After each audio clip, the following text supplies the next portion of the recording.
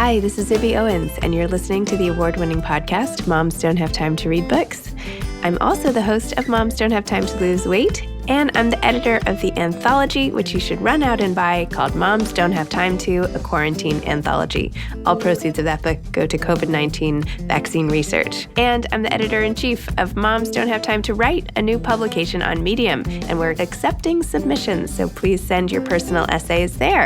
And if all that isn't enough, you can follow me on Instagram at Zibby Owens, and my website is zibbyowens.com. Okay, now back to this amazing podcast. I had the most amazing conversation with Matt Haig, who is the author of the New York Times bestseller, The Midnight Library, and the internationally bestselling memoir, Reasons to Stay Alive, and the follow-up, Notes on a Nervous Planet, along with 6 novels, including How to Stop Time, and several award-winning children's books. His latest book is called The Comfort Book and was just amazing. His work has been translated into more than 40 languages, and I hope you enjoy this conversation and that it really helps the ones who need it. Welcome, Matt. I'm so excited to have you on Moms Don't Have Time to Read Books to discuss your latest, The Comfort Book, which is so amazing. So welcome. It is so nice to be here, Zibby, and I'm really looking forward to our chat. Oh, you were so open and you put your heart on the page in this collection of thoughts and the occasional recipe and musings and quotes. And I was blown away. I was just totally blown away by your transparency and insight and soulfulness and all of it, and your willingness to share it with readers. Tell me about how this became a book. It was a very accidental book. It wasn't a part of any grand plan. I had finished writing The Midnight Library at the start of last year, 2020, that fateful year. And I was editing it around February, March. And I have a lot of sort of nervous energy when I finish writing a book, especially that book, because I was so sort of worried. And because of what was going on the news and the world in terms of pandemic stuff and everything, I almost wanted to sort of head in the other direction. I wanted to kind of like provide a counterbalance, to myself, selfishly, firstly, to actually write something that's calming and comforting. And, over the years, I have often, whether, to put up on the internet or just to put in a Word document and leave, I've often tried to sort of like condense things I've learned about my own mental health and experience of mental illness, which I experienced quite severely in my 20s. And I still have various like little issues and bouts occasionally with anxiety and depression and panic. So things I've learned in recovery, things I've learned in life, things I've learned from other people, an excuse to go off and research inspiring life stories, comforting recipes, my favorite movies, just literally the ultimate counterbalance to the sort of troublesome nature of the times we're in. A book about acceptance and resilience, and format-wise, to do it in the most simple, easy, accessible, almost non-bookish kind of book. It's we say in England, we call them, well, it's somewhere between a coffee table book and a toilet book. And so if I'm feeling classy, I'll go for the coffee table. It could also be one of those books when you check out, when you have your arms packed with books like The Midnight Library, for instance, and then you're checking out and you're like, ooh, the comfort book. Well, I've got to just throw that on the stack, right? How could I not want to be comforted, right? It's like an elemental human being. I like, and even down to the title, The Comfort Book, like literally to try and do a book that is so obvious, it does what it says on the tin. I can remember in my most frazzled moments, and I was having a bit of a frazzled moment, as many of us were at the start of last year, but, generally in my worst, sort of most stressed out periods of time, the kind of books I'm able to cope with are often books that don't demand that much of me, and they don't necessarily demand I sit there with a 800-page tome of Russian literature and start at the beginning and end at the end, and there's chapters that are about 50 pages long, and sometimes it's just a little bit too much. So this book was, I wanted this to be a book that no one would have to leave a chapter halfway through, because the chapters I mean, I think there's some like that are like 4 words or 5 words, and I intersperse them. I think what I'm trying to do is I'm trying to have my cake and eat it. So the ease of it, I feel, is a bit of a Trojan horse. I'm actually trying to put some, I think, important bits of philosophy, not just my own philosophy, but other people's philosophy in there, but to do it in a way that doesn't feel like work for anyone, to actually, help people reframe things, but without them actually feeling like it's a self-help book in the sense that, okay, I've got to reframe, I've got to reorganize my life, and I've got to change when I go to bed, and I've got to do this, and I've got to change my diet, and I've got to get rid of gluten, and I've got to do this. I want it, but all of that, I wanted it to be the world's easiest self-help book. There's not really a self-help book. It's a self-acceptance book. It's just the kind of like taking a breath where we are now kind of thing. So maybe you can give this book with a big heaping of your favorite gluten treat, right? So now I'm thinking corn muffins, and the comfort book is like... Well, I do reference pasta quite a bit. Yes, one of my that's true. So it could come with a content warning for celiacs, but yeah, I don't know. It's a very personal book in some ways, even though a lot of the stuff is quite general. I put a lot of myself in there. I think I was also feeling frustrated after writing a novel like The Midnight Library, which I'm obviously proud of writing, but it was very tricksy. And even though hopefully The Midnight Library is quite an easy read for people, it wasn't an easy write in the sense that I had so many different locations and overlapping multiverses, and it was like writing sort of 12 mini novels in one, having to research.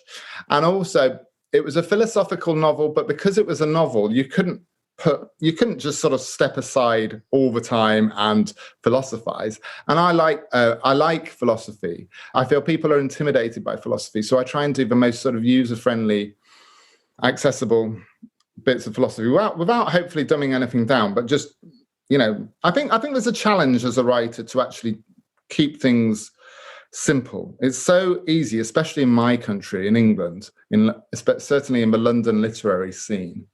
There's a tendency to equate difficulty with depth and profundity. And so you get a lot of actually quite shallow books that are incredibly difficult to read, which could have been a lot simpler, but people are super impressed by them because they give you a headache. And I want this to feel a bit I am not impressed by books that give me a headache. I thank you for just, telling it like it is there. That does not help anybody. I mean, the thing that you did too that's so kind of brilliant with these little missives is it's like the ultimate show don't tell, right? Because in a lot of self-help books, and I do read it quite a few, I think, they'll say, you should repeat a mantra to yourself. You should tell yourself this. But instead, you have a whole thing like, I am enough, I am enough, I am enough, I am enough. And when you read it as the reader, you are already doing what you're supposed to be doing, right? You're saying these things to yourself, or you're taking the breath, all that stuff in the way you're ingesting the words. So it's very clever in a way. Yeah, I suppose that's it. I'm definitely not like preaching from the mountaintop. I'm sort of like, the book is the therapy by me doing it. Therefore, if you're reading it, you're doing the therapy alongside me rather than me being the therapist. But yeah, I like that. No one's put it like that. I like that. Yeah, it wasn't really planned, but yes, I'm glad that was fun.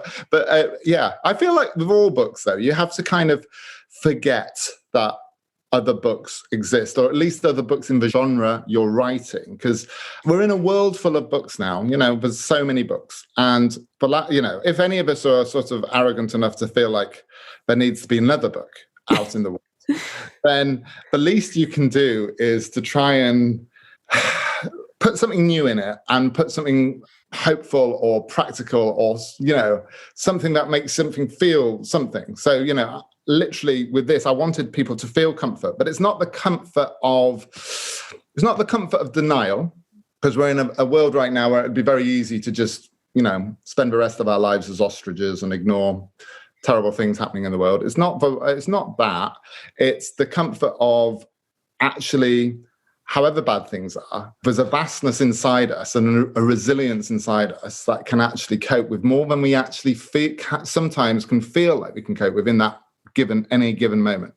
And that goes back to my my own sort of life experience of suicidal depression and panic disorder, and being for years as a younger person in a state of literally feeling trapped, like I could not get out of my own mind, and that feeling impossible. So I feel like I've got, when I'm writing in a vaguely mental health area, I think my incentive is always trying to remember what I was like at my worst point, and to see if there's any words that would actually hack into that person. That said, I feel like compared to other nonfiction books I've written, this isn't really a medical book. It's not I'm not a therapist. I'm not a doctor. I shied away from, even with my own mental health, going into too much of a nitty-gritty about labels and diagnoses and stuff. I wanted this to be sort of general, because I suppose it is a mental health book rather than a mental illness book, if that makes sense. It's kind of like we all have mental health, and it's something we all need to think about, just as we all have to think about physical health. So yeah. Amazing. There's one part I just wanted to read about words. It's words 2, and it's a continuation, but I like this part the best. You said, so yes, words are important. Words can hurt, words can heal, words can comfort. There was a time when I couldn't speak. There was a time when my depression was so heavy, my tongue wouldn't move. A time when the distance between the open gate of my mouth and the storm of my mind seemed too far.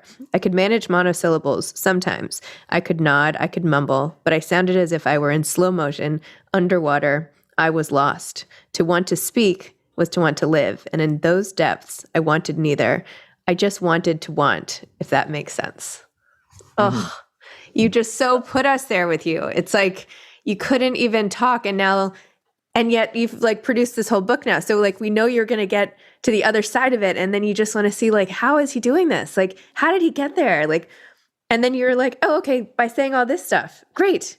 Now I know what to do too, in a way. But I'm so sorry you went through that. I mean, and that you kind of have to contend with this. And then, towards the end, you feel your fear, like, I hope it's not going to come back. It's sort of how I had like this dose of insomnia at one point in my life. And I'm always a little bit afraid, like, I hope it doesn't come back. I don't want to think about it too much or it's going to come back. Anyway, so I felt like I related to, that, like you're just hopeful, but it's out of your control, but it's your head. And you're like, I don't know. And then I got so devastated when I was on your social media after reading this, and you said that you had like another kind of relapse of sorts or something in the last year or two. So I just wanted to ask what happened or what that was about. And now I feel like so invested in you're like, I don't know. I was like, oh no, it happened. And he was so worried about it, and the worry didn't stop it. No, it's true. I mean, anxiety is a bigger thing for me than depression. I mean, depression's quite rare. I had depression for a few years when I was younger, and since then, there's been the occasional bout of about 3 weeks of depression. The difference is, though, nowadays, is that when I first became ill, I had no idea. I didn't even know what I was experiencing until I got the labels given to me. I felt like I was in this totally new land, and I would never get out of it. And I wouldn't get out of it because I didn't know how I'd got into it. It sounds absolutely appalling, but I used to wish something bad had happened so I could have a reason why I felt like that. I wanted a cause and effect, and it wasn't that simple. There were obviously causes. There were always causes, but those causes were, there was no backstory. There was no exciting backstory of, some tragic incident. So I didn't have an easy sort of therapy to sort of address a thing, because that thing was me, and it was so many things. It was my whole life of various things and low self-esteem and a million other things, just my brain chemistry and all of that. So it felt impossible to undo. But the difference is nowadays, if I become ill, I'll know that I'm not there forever. So it's horrible. Like, anything is horrible. But can you imagine if you experience something like flu, but instead of thinking, oh, it's flu, you thought, I'm going to have this flu for 50 years, and this flu is going to be forever. Then it becomes a psychologically different thing. And I feel like a lot of what we've been going through this last year with the pandemic, what's made it so scary is the uncertainty around it. When you don't know what you're dealing with, it's a lot harder. And that was definitely me in the early days with mental illness. I didn't understand it. So now I can have the physical and mental feelings that are as bad, but there's another level where I'm kind of watching myself in a way I wasn't. And even the way I speak about myself has changed. Like a few years ago, I would talk about myself as a depressive. Whereas now, if I'm ever feeling depressed, I will say I am feeling depressed, or I'm experiencing depression, or I have a bout of depression. But there will be a separation between me and the thing. Whereas if you say, and there's nothing wrong, people can talk about their own conditions how they want to. I'm not here to preach that, but I'm saying in my own terms, if I call myself a depressive, I will start to feel that I'm defining myself by this thing. And therefore this thing is kind of bigger than me because I'm a part of this thing rather than this thing being a part of me. So it sounds like a little sort of semantic point, but it was a very big thing for me to actually see it almost as weather, to see it actually. It's not to belittle the weather. Weather can be very scary, and you can be caught in a hurricane and it can be fatal and it can be dangerous and it can knock you off your feet and all of that. So it's not to belittle anything, but it is to say that there's a separation between you and the hurricane. If you're caught in a hurricane, you're not the hurricane, you're the person experiencing it.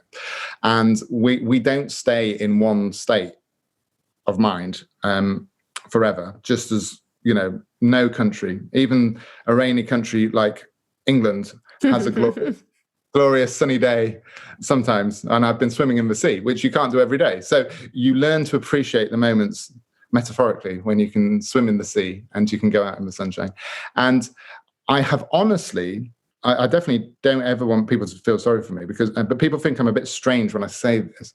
I've honestly known more happiness and moments of joy and gratitude this side of my breakdown than I ever did prior to my breakdown. So part of my therapy and recovery has been to actually rather than be so intimidated by it, because I used to be so intimidated by panic disorder because it's just scary, because that's what the definition of the symptoms is. It's just to be scared all the time.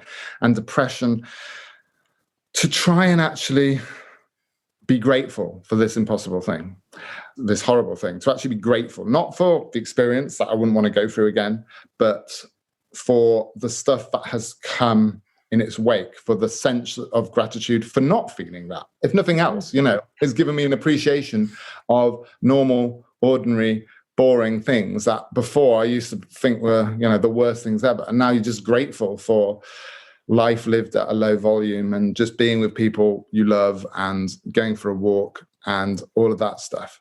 So it has helped me in terms of perspective, because I think I used to be quite a selfish, not horrible, but, just a bit too self-absorbed as a young man. And it's given me a better sense of perspective, I suppose. So, well, that's something that you can't be taught, right? You have to go through something really bad to then know how great it feels not to feel bad, whether it's depression or loss or, illness or whatever it is, right? Yeah. And that's why people often say how lucky they feel, right? I'm so lucky that I went through, I just finished reading Claire Nelson's book about how she fell off like a cliff and was stranded in the desert for 3 days. And at the end, she's like, oh, but I just feel so lucky because now life is so vibrant and clear. And it's like, we end up all feeling lucky for the pain, because without it, life is like in the middle, and with the pain, then you get so much higher. So I totally understand that. And by the way, I just tried to teach my kids exactly what you were saying about I am a depressive, I am depressed, right? Like they were saying, there was this, this is like such a random story, but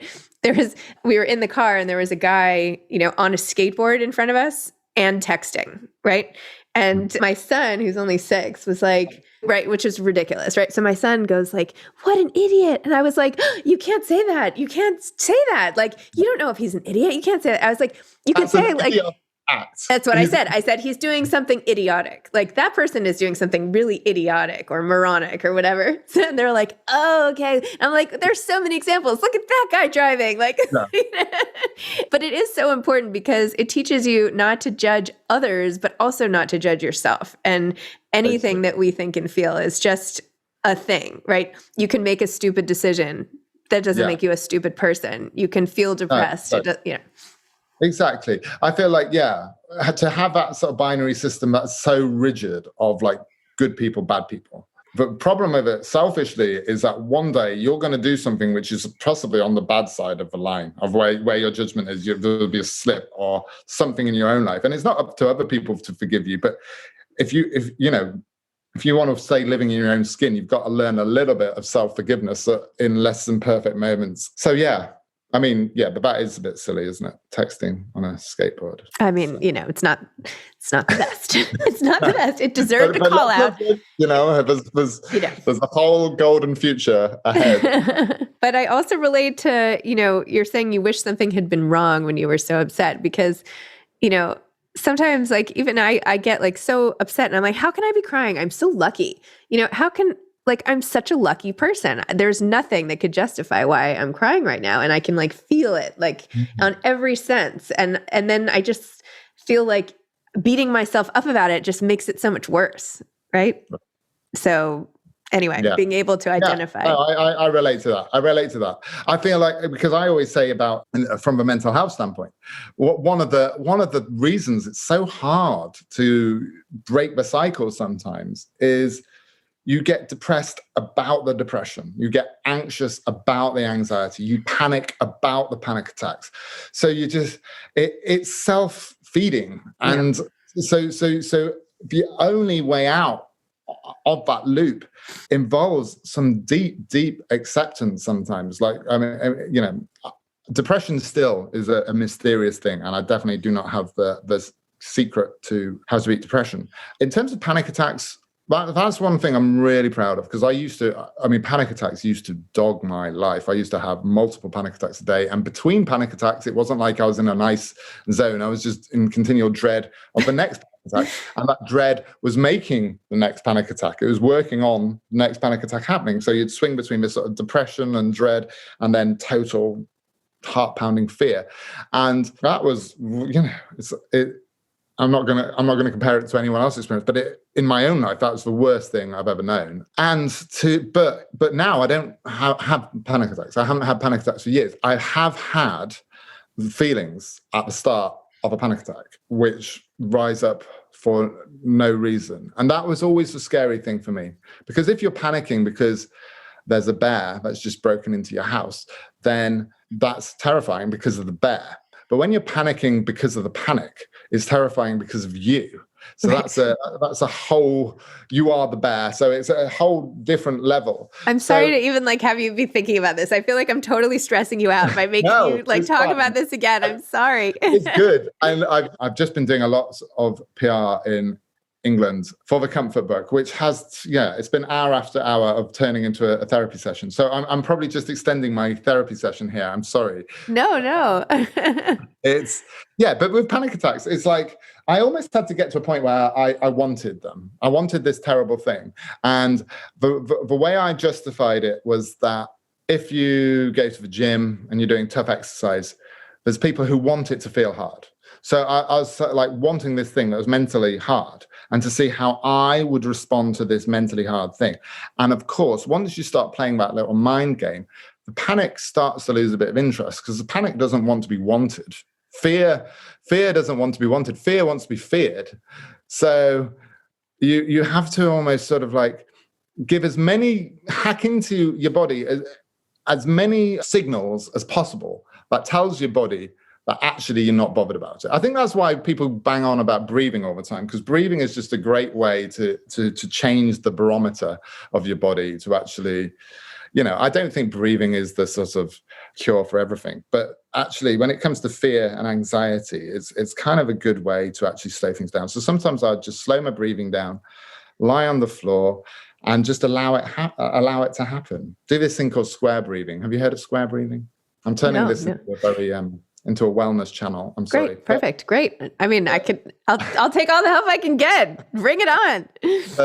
Where you breathe slowly for 4, hold for 4, exhale for 4, hold for 4. And as you're doing it, you kind of picture it. You can close your eyes and you picture the square forming, and you do it 4 times over. And it's a technique we use in the military. And you feel like, well, if it's a technique used by the military, whatever you think of the military, they're not hippy dippy. They're not, they're not all dressed in hemp and, going around. So I always feel like, okay, there might be some science behind that. So I do square breathing quite a bit. And, I'm going to try that. I'm rambling. No, that's okay. I'm going to try square breathing. I think that's awesome. Yeah, fantastic. So quickly then, and there were so many other things I wanted to ask about your grandmother in Vienna and World War II. I mean, there's so much other stuff in this book, by the way, which was amazing. But I wanted to know if you're working on anything else, and I wanted to see if you had advice for aspiring authors, which I'm sure you get asked a lot, but I have to ask. Okay, yeah. But working on anything else question, that is just, honestly, I would rather talk about my worst mental health experiences. Okay, let's skip it.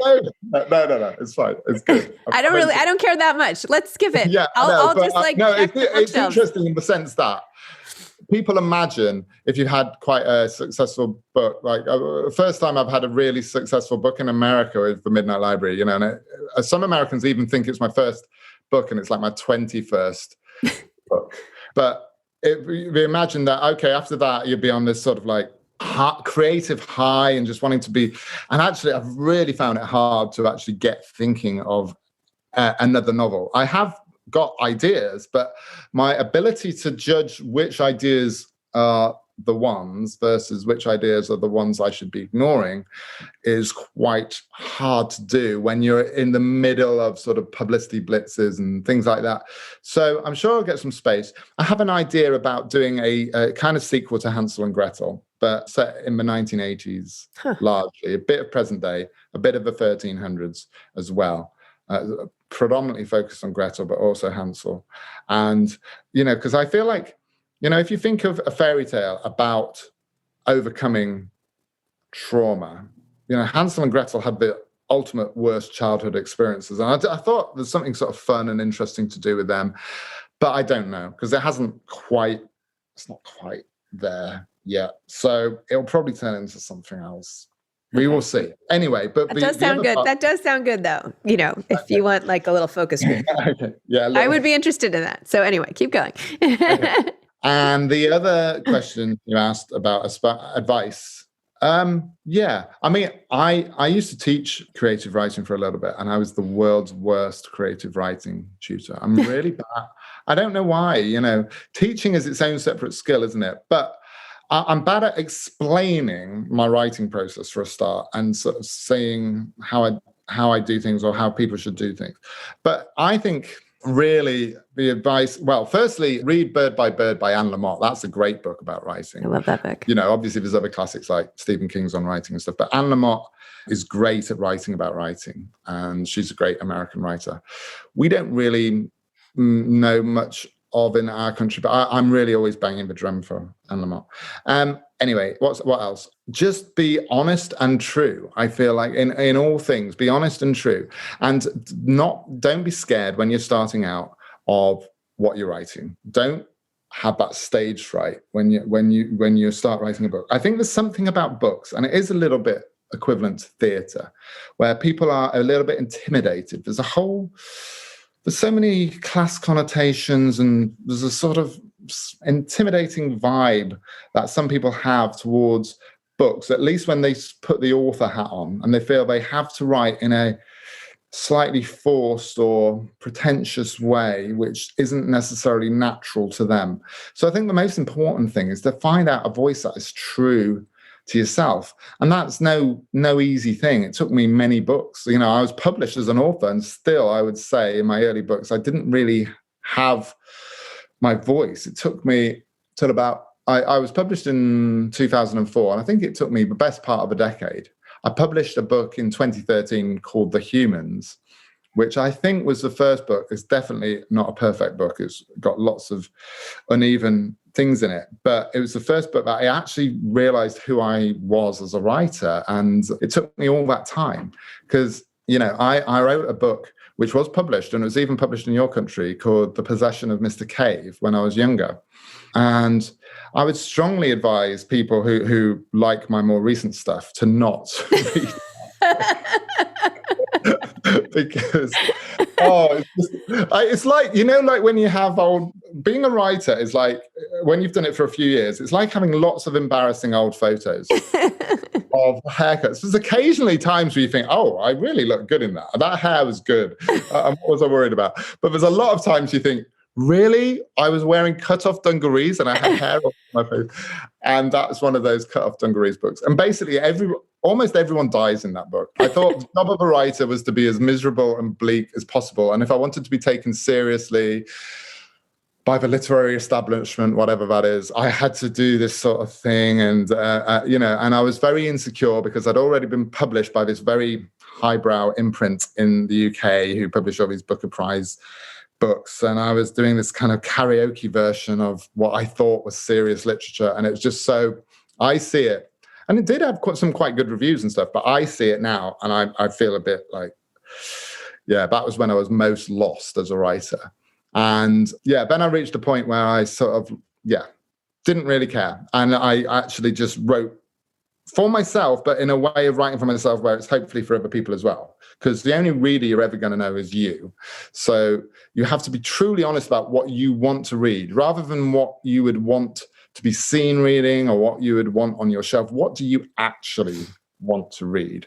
And I think truth and honesty, even if you're writing about unicorns and vampires, truth and honesty in your intentions and in the emotions is always the starting point. Well, I don't know why you think you're a bad teacher. I mean, I thought, first of all, that was great advice and very inspiring. And second of all, you also have taught me, you just gave me a little wellness class here this morning. So, you can take that show on the road if the writing thing doesn't work out or whatever. British people, but the weird thing about British people is, I could possibly think I'm the best teacher in the world, but I'd still have to say I think I'm a terrible teacher because we're a very confusing... We have to always self-deprecate. It's what we do. We apologize just for, I'm sorry. We don't say pardon or excuse me. We just say sorry. If we're in a shop and we're, getting in someone's way. So but to be honest, I don't think I'm actually that great at knowing how I write, the actual nuts and bolts of it. But I'm quite good at giving the sort of vague inspirational stuff. But the actual, if I was sitting with you going through your work and saying this, I'd be useless at that. Well, I mean, writing is sort of like magic. Like the way we think, you can't really describe what you do. It's like I don't know. But I still like to ask. I'm always interested when other writers talk about it because you will always get a different answer. Yes. And it will never be a wrong answer. And it's just, it's the most subjective, it's not mathematics, is it? It's the most subjective. Everything's right and everything's wrong all at once. And I think that's one of the great things about it. Wow. Well, Matt, thank you so much. This was so fun. Thank you for all of your wisdom and thanks for the comfort book. And I love just thinking about how many people are going to be out there ingesting those words and sort of saying them to themselves and then feeling better. I think that's amazing. So anyway. And the American jacket's growing on me now, actually. Oh, I love it. You don't like it? I like the light blue sky. Yeah, I really like it. It's my favorite cover now. But at the start, I was thinking, oh no, is that too self-help? But it's such a nice light blue. No, I love it. It's great. It's like my favorite color. So I'm biased. But perfect. Anyway. All right. Well, have a great day, Matt. Yeah, and it was so nice connecting. Good luck with skateboarders and texters and all of that. Thank you very much. Okay. Bye-bye. Thanks for listening to this episode of Moms Don't Have Time to Read Books. Don't forget to follow me on Instagram at Zibby Owens and at Moms Don't Have Time to Read Books. Also sign up for my newsletter at zibbyowens.com and sign up for my virtual book club and meet lots of authors on Zoom every other week. Thanks so much to Steve and Ryan at Texture Sound for the sound editing. And thank you to Morning Moon Productions for providing this fantastic intro and outro music.